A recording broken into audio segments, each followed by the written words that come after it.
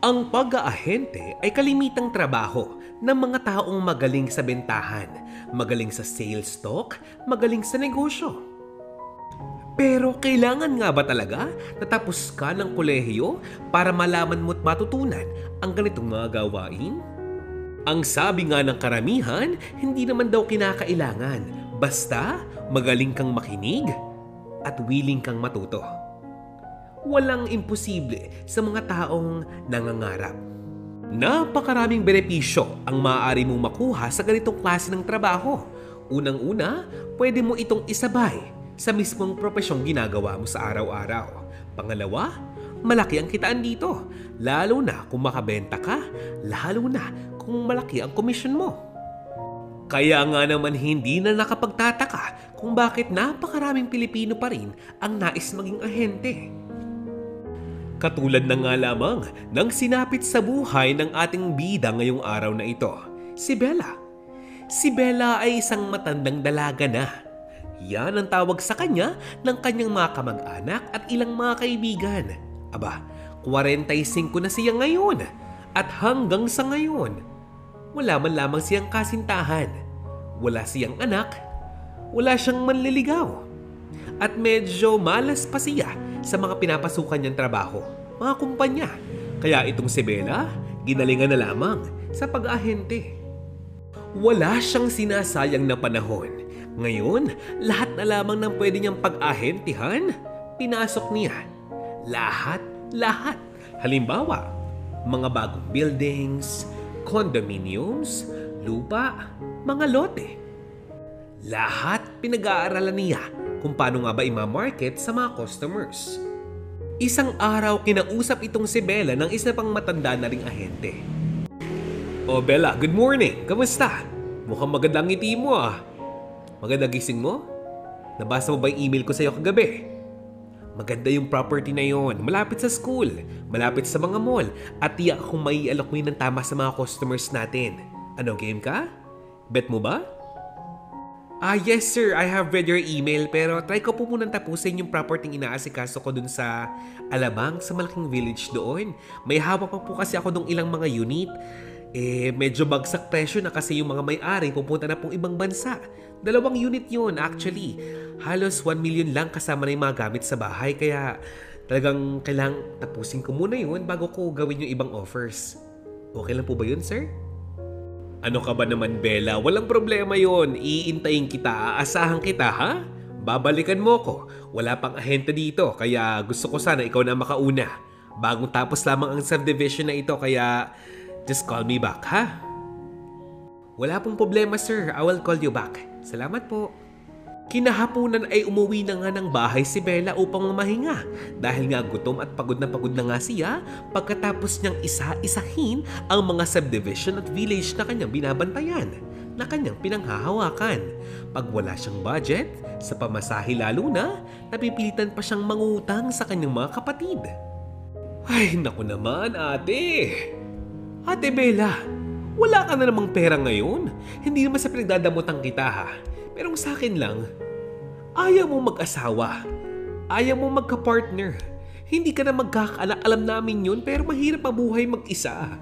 Hindi sa lahat ng pagkakataon andito ako para matulungan kita. Ate naman, paano pagtandaan mo? Paano pag may sakit ka na? Paano pag lumipat na kami ng ibang lugar? Paano ka? Mahirap mabuhay mag-isa ate.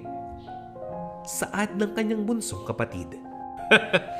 Ikaw talaga bunso, napakamaramdamin mo. Huwag ka masyado mag-worry sa ate. Kayang-kaya ko ang sarili ko. Pangalawa, huwag kang mag-alala. Basta makaklose ulit ako ng deal, magkakapera ako ulit, ibabalik ko sa iyo kahit doble pa. Kahit triple pa kung kinakailangan. Ha? Ang sabi naman ni Bella. Diyos ko naman ate, hindi mo ba ako naiintindihan? Kinuha na nga namin sa iyong inay kasi nagugutom lamang siya sa piling mo. Tapos ngayon, pati ba naman yung pamasahe mo, iaasa mo pa sa amin? Ibig sabihin wala ka rin pera pambili ng pagkain mo. Paano yung mga bills mo sa buwan-buwan? Tubig, kuryente, ha? Diyos ko naman ate. Ano ka ba naman kapatid ko? Huwag ka na masyadong mag-isip dyan, baka ma-stress ka lang. Huwag mo nang isipin yung mga groceries ko kasi meron pa akong pagkain sa bahay. Punong-puno pa yung ref ko doon. Pero alam mo naman, ano ba gusto mong gawin ko? Ibayad ko sa jeep yung mga canned goods ko doon. Siyempre, hindi naman yung pwede, di ba? Kaya, pahiramin mo na muna ako kahit 500 lang. Ha? Dali na. Inabutan lamang si Bella ng kanyang kapatid ng 100 piso. Hindi na nga ito nagsalita pa at umalis na lamang sa bahay ng kanyang kapatid. Kahit na medyo masama ang loob niya sa kanyang kapatid dahil hindi man lamang ito pagkatiwalaan sa kanyang kakayahan, dumiretso lamang siya sa kanyang trabaho. Pinilit niyang pagkasyahin ang 100 pisong ito para sa pamasahe at kaunting merienda pagpunta niya ng Alabang upang makausap ang possible buyer ng isa sa mga property hawak niya. Nang makausap na nga nitong si Bella ang buyer ng property iyon, ay panay ang kanyang dalangin sa kanyang isipan na sana naman ay magkaigi na sila ng buyer na ito. Dahil sa puntong iyon, wala na talaga siyang pera. Wala na siyang budget. Miss Bella, maraming salamat sa pag-assist mo sa amin ha. Mula nung simula hanggang sa katapusan. Pero siguro ito na yung huling beses na magkakausap tayong dalawa tungkol sa bagay na ito. Ang sabi ng buyer. What? Sir? Sir, what do you mean? Ma'am, hindi niyo na po ba kukunin yung property? May problema po ba? May kulang po ba sa requirements ninyo? Let me help you po. I will assist you. Come on. Shh! Miss Bella, kumalma ka. Walang problema sa property. Okay ang requirements namin. Ang totoo niyan, nagpasya na kaming mag-asawa na kuhanin yung property na yon. Yes, we're taking the property. Pupunta na kami ngayon sa opisina at makikipag-usap na doon. Basta I will message you back later pag bayad na kami, ha? Yes, you've got the deal. Salamat ulit. Galak na galak at masayang-masaya ang puso ni Bella dahil sa puntong ito, malaki na ang posibilidad na malaking halaga ng pera ang kanyang makuha sa deal na ito. Aabot siguro ng 35,000 pesos. Tila ba nakahinga na nga siya ng maluwag dahil ngayon makakapagbayad na siya ng utang sa kanyang kapatid, makakapag-abot pa siya ng gamot at pagkain sa kanyang mga magulang. At siguro'y ilang buwan din siyang makakapagpahinga sa pagbiyahe-biyahe niya. At kaunting savings naman para sa emergency. At naghiwalay na nga sila ng buyer. Naglakad-lakad muna siya bago lumabas ng village na yun. Tiningnan pa nga niya yung iba pang mga unit na for sale hanggang sa mapadaan siya sa isang napakalaking bahay na parang mansyon. Halatang mayaman talaga ang may-ari. Iniisip niya, baka politiko o baka negosyante. Napansin nga ni Bella na para bang may mali sa bahay na ito. May mali sa property ito dahil malawak ito. 2 lote ang lawak, pero ang bahay, maganda sana pero mukhang napabayaan na. Makapal na ang mga damo at nagkalat pa ang tuyong dahon at tuyong sanga na mula sa mga puno. At yung property na iyon, walang gate. Mataas man ang bakod pero walang gate. Kaya itong si Bella dahil humahanga siya sa itsura ng property na iyon, hindi niya napansin na unti-unti na siyang lumalapit sa bahay. Ay, mga mayayaman nga naman. Sinasayang lamang ang kanilang pera at ang kanilang mga property. Ba't ba kasi hindi pa ito ibenta? Wala naman natin nakatira dito. Napakadumi pa ng paligid. Ay, buhay nga naman.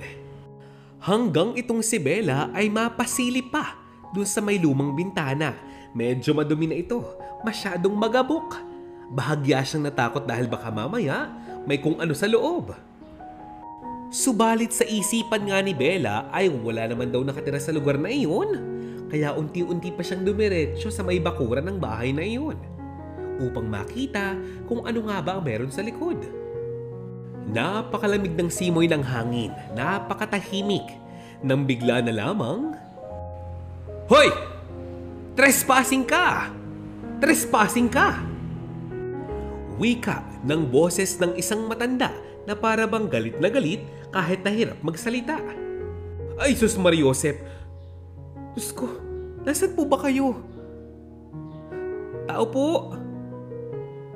Tao po! Nasaan po kayo? Pasensya na po talaga. Akala ko po kasi kung wala nakatira sa lugar na ito. Ahente po ako.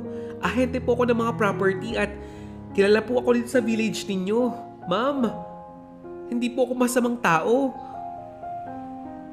Gusto ko po kayo makita, ma'am. Nasaan po ba kayo, ma'am? Bigla na lamang kumaway ang matandang babae mula sa isang malaking bintana. Pasensya ka na kung nagulat kita, iha. Nagkataon lamang na bago lamang ang mukha mo sa aking mga mata, sa aking paningin. Matagal na ako sa lugar na ito. At nagulat lamang ako dahil hindi nga kita makilala, kaya sinigawan kita ng ganun. Wala po yung problema. Pero madam, pwede po ba akong pumasok sa loob ng bahay ninyo? Gusto ko po kayong makilala at makausap. Okay lang po ba? Aba, ay oo naman, iha. Pumasok ka dito. Halika na. Huwag ka nang mahiya. Sige na. Pumasok na nga itong si Bella sa maduming bahay. Tumambad sa kanya ang napakamaalikabok na looban ng bahay na iyon. Kakaiba ang amoy. Nakita niya ang matandang babae na parang hirap na hirap maglakad. Nakukuba na nga ito.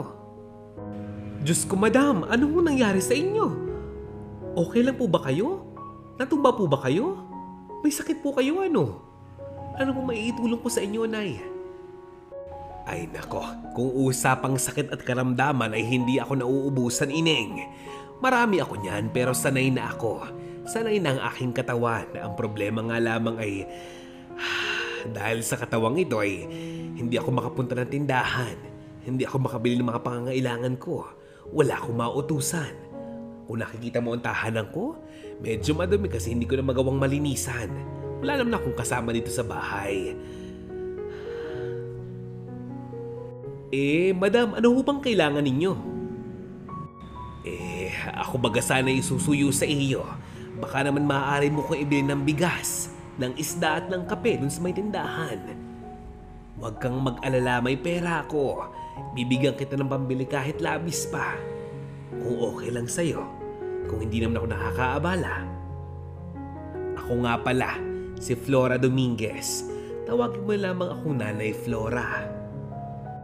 Nako, Nay Flora, wala akong problema sa akin kung nagpapabili kayo sa akin ng mga pagkain o gamot. Pero, matanong ko lamang ho, Nay Flora, nasa po yung mga kasama nyo?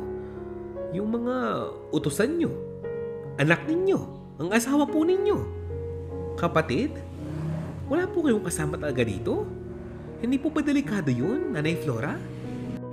Subalit tahimik lamang ang matanda at hindi nagsasalita. Nay Flora, sige po, iabot niyo na po sa akin yung pambili ng pagkain.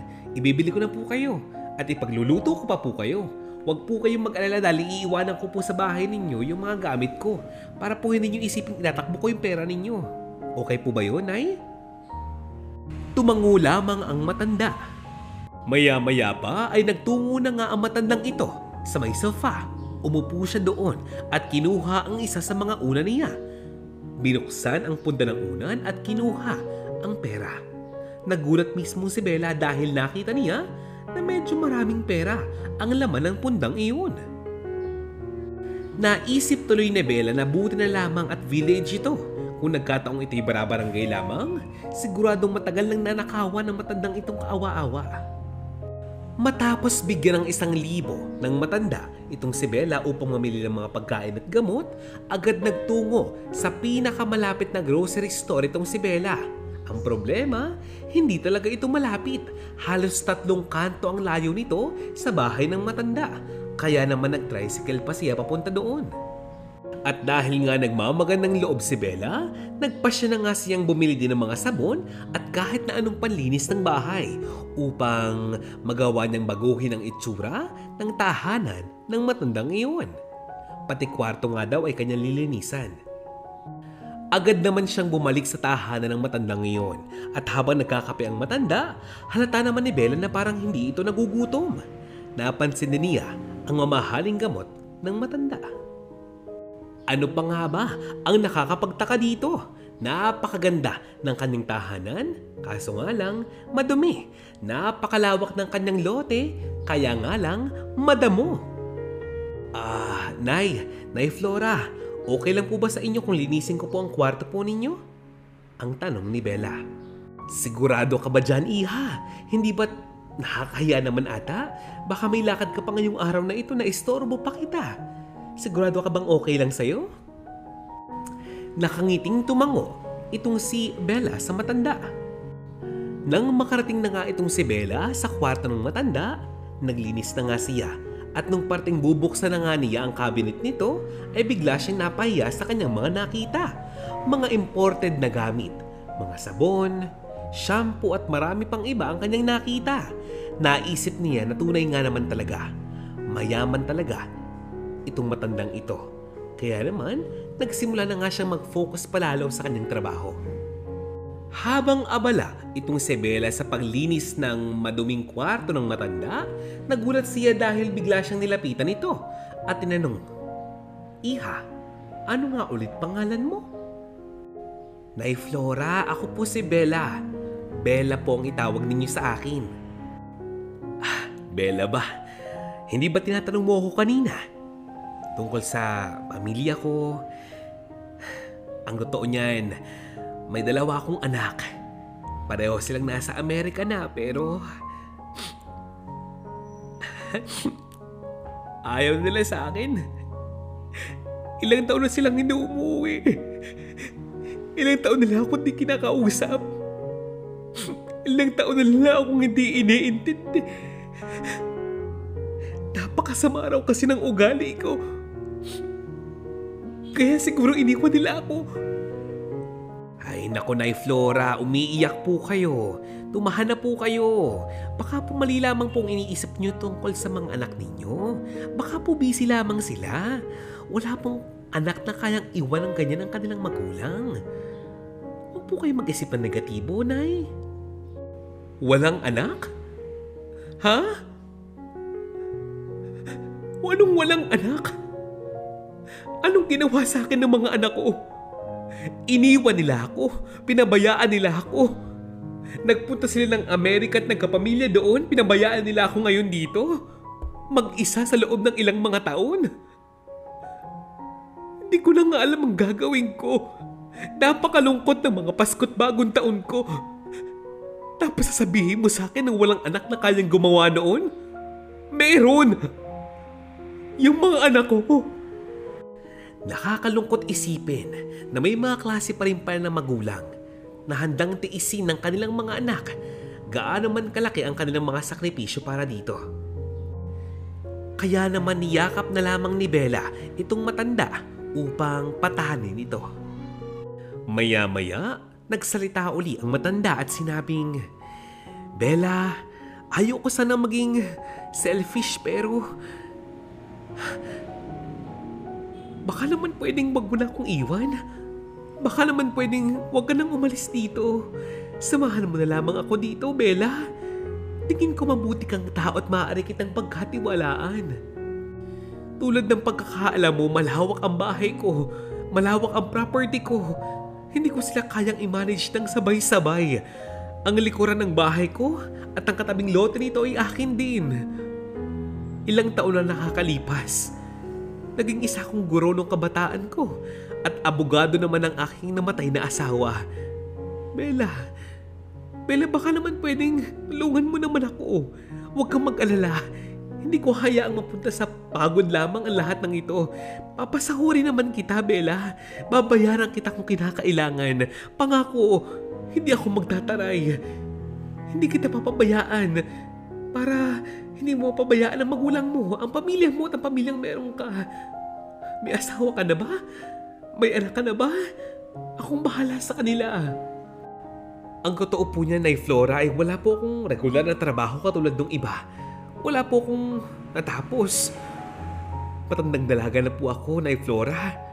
Wala po akong mga anak at wala akong asawa. Wala po akong kasintahan at kahit na kailan hindi po ako naikasal. At kung pagkakatiwalaan niyo po ako ay tatanggapin ko po iyong malaking utang na loob sa inyo. Isang malaking pagkakataon upang matulungan ko ang sarili ko sa hinaharap. Para makaipon naman po ako ng pera para sa pagtanda ko. Wala po akong dahilan para humindi at tumanggi sa mga offer po ninyo. Medyo napangiti ang matanda na para bang nabuhayan ng kanyang loob. Maghapon na doon si Bella. Nagluto pa nga itong si Bella ng ginisang corned beef para sa kanilang hapunan. Kaya lang, itong matanda ay medyo pinupulaan pa lang simula ang kanyang luto.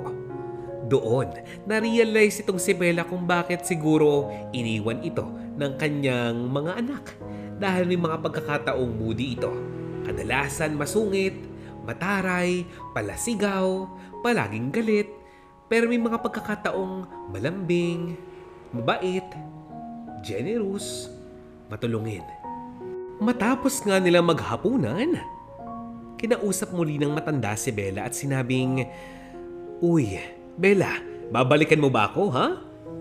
Ang saad ng matanda, sabay abot ng 1,000 piso kay Bella. "Nako, Nay Flora, magtiwala po kayo sa akin. Pangako ko po sa inyo, babalikan ko po kayo. Lilinisin ko po ang buong bahay ninyo, pati po labas. Para po hindi po kayo kapitan ng allergies ninyo. Huwag po kayong malungkot pag wala ako. Babalikan ko po kayo, ha? Magpahinga na po kayo. Good night po at maraming salamat."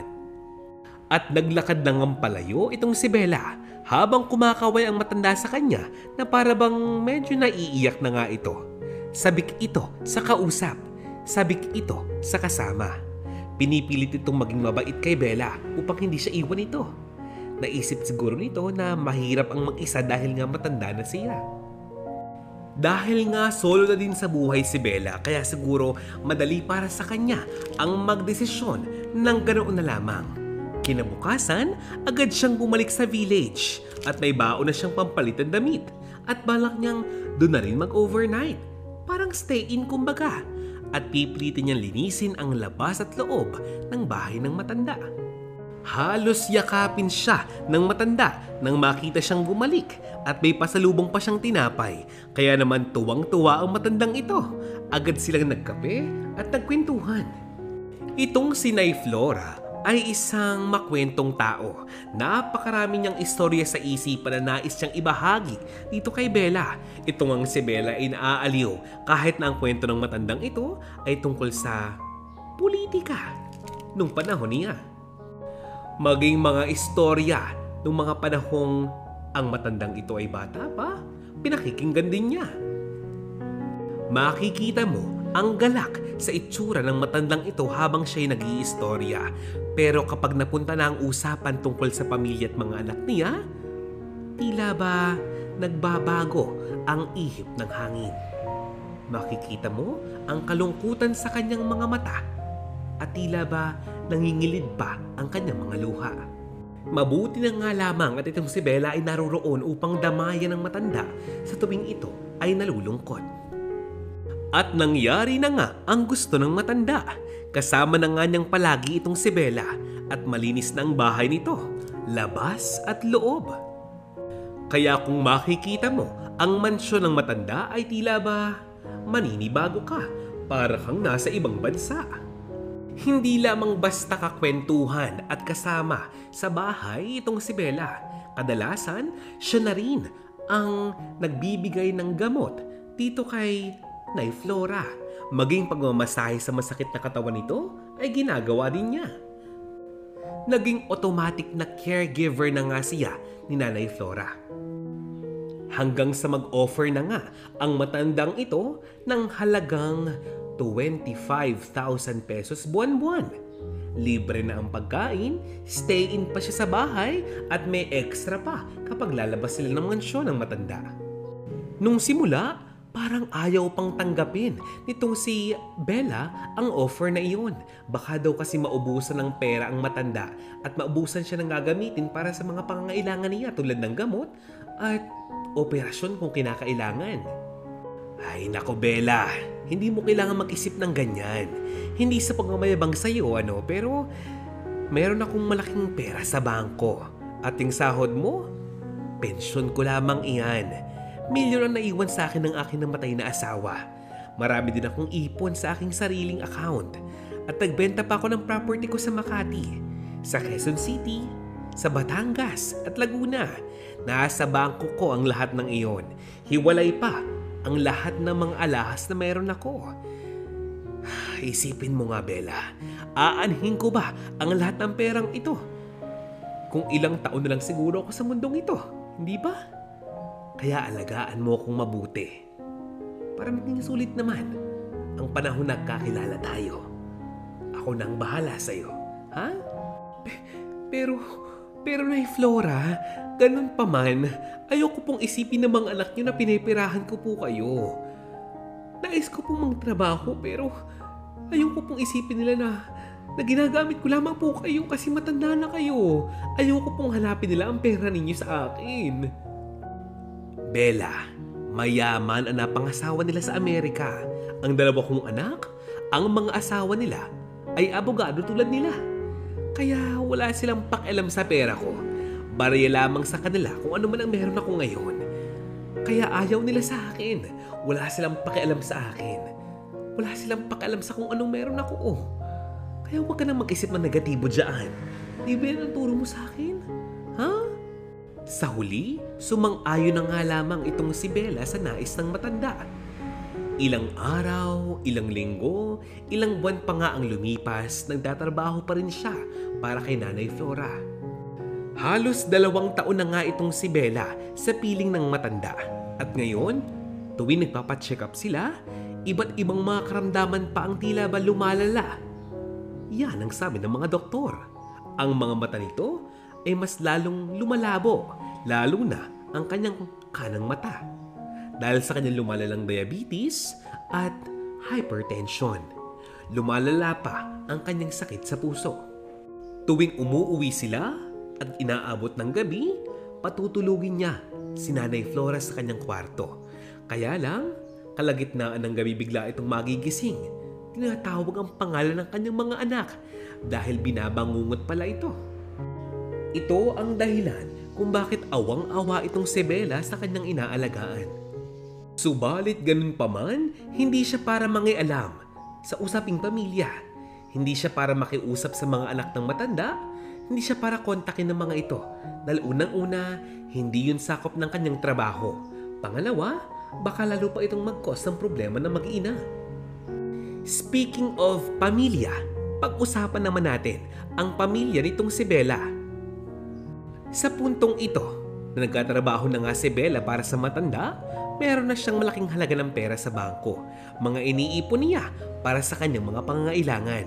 Nakakabili na siya ng bagong damit para sa sarili at gamot para sa kanyang ina. Idagdag mo pa ang napakaraming groceries na good for 1 month. Subalit hanggang sa ngayon, mas nanaisin pa rin daw ng kanyang ina na tumigil na lamang sa piling ng kanyang bunsong kapatid at hindi sa kanya. Bagay na inuunawa naman itong si Bella. Bagay na dahilan kung ba't hindi na siya inaaway ng kanyang bunsong kapatid dahil pati ito ay humihingi na rin sa kanya ng pera ngayon. Ilang linggo pa ang lumipas, tila ba mas humihirap ang trabahong ginagawa ni Bella sa piling ng matanda. May napapansin din siya na para bang lagi na lamang itong may tinatawagang abogado sa kanyang telepono. Itong si Bella, tila ba hindi na lamang trabaho ang dahilan kung bakit hindi niya iniiwan ng matanda. Pero dahil mahal na rin niya ito. Isipin mo, bukod sa siya nagpapakain, siya nagluluto, siya nagpapatulog, siya na rin ang nagpapaligo. At oo, siya na rin ang nagpapadumi. Itong si Bella ay parang namamayat na nga sa sobrang pagod at puyat sa pag-aalaga sa matandang ito. Isang araw, nagulat na lamang din siya dahil bigla pa siyang inabutan ng pera samantalang kakasahod niya lamang nung isang araw. Hindi na nga nagsalita pa itong si Bella bagkus sinanggap na lamang niya ang mga perang ibinibigay ng matanda dahil kung kukontra siya, mukhang sasaman pa ng pakilasa ang matandang ito. Baka mag-cause pa ng problema. At tama naman ang matanda. Kaya lahat ng kayamanan niya, kung tutuusin, para sa kanya ay parang wala na ang halaga dahil hindi niya ito madala sa langit. Hanggang sa humantong na nga ang isa sa pinakamabigat na problema para kay Bella. Ang matandang ito ay na-stroke na nga at rumatay na lamang sa ospital. Hindi ito iniwan ni Bella kahit na ganoon. Lahat siya ang nag-aasikaso. At ang abogado ng matanda halos araw-araw na bumibisita din sa matanda. Attorney, nais ko lang po sana magtanong, hindi naman po sa nangingialam ako, pero nasan po ba ang mga anak ni Madam? Bakit hindi niyo po ipaalam sa kanila ang kalagayan ng matanda? Nakakaawa na po siya. Baka bukas isang araw bawiin siya sa atin ng Panginoon. Hindi man lamang siya nakikita ng kanyang mga anak. Subalit Miss Bella, ang kliyente ko ay si Madam. Siya ang aking boss. Ayaw kong makialam sa problema niya sa pamilya niya. Hanggat hindi niya sinasabi sa akin kontakin ko ang mga anak niya, hindi ko yun gagawin. Dahil ang uling usapan namin, kapag daw pumanaw siya sa mundong ito, saka ko lang daw ipaalam sa kanyang mga anak na siya'y pumanaw na. At dahil mukhang hindi siya papayag kung hindi yun ang magaganap, kaysa nga naman may mangyari pang hindi maganda sa kanya, ay susundin ko na lamang. Hindi ba't ganun ka rin? Kaya ang payo ko lamang sa iyo, Miss Bella, ay wag mo siyang iiwan. Kailangan ka niya ngayon. Ang dagdag pa ng abogado. Tumango na nga lamang itong si Bella. Para sa kanya, mahalaga may income siya. Kahit na magkano man ito. Dahil sa puntong ito, kapag nawala na ang kanyang inaalagaang matanda, babalik na uli siya sa kanyang dating buhay. Pero sabi nga niya, ang mahalaga, naranasan niya ang makatulong sa iba, kumita ng pera at the same time, tumulong sa kanyang ina. Ilang linggo pa nga ang lumipas, araw ng Kapaskuhan, December 25, pumanaw na nga itong si Señora Flora Enriquez. Halos maubos na ang luha sa mga mata ni Bella. Pugtong-pugto na nga ito.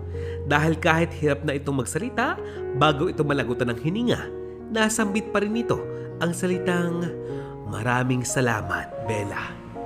Nakakalungkot namang isipin dahil pumanaw ang matandang ito nang wala man lang siyang kahit isang anak sa kanyang tabi.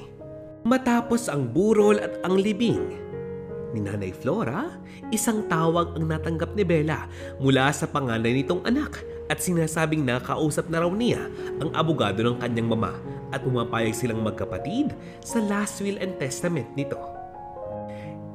Nalaman na lamang nitong si Bella mula sa abogado na ibinigay pala ng matanda sa kanya ang titulo ng lupa at bahay na pag-aari ni Nanay Flora. At may titulo na nga ito, kaya kumpletong-kumpleto na. May deed of sale na rin sa kanyang pangalan. Maging ang malaking lote sa kanilang likuran, ibinigay naman ng matanda sa abogado niya. At isang ATM card naman ang iniabot ng abogado kay Bella. Miss Bella, tanggapin mo itong regalong ito mula kay Doña Flora. Ito ay ATM card naglalaman ng 3 milyong piso.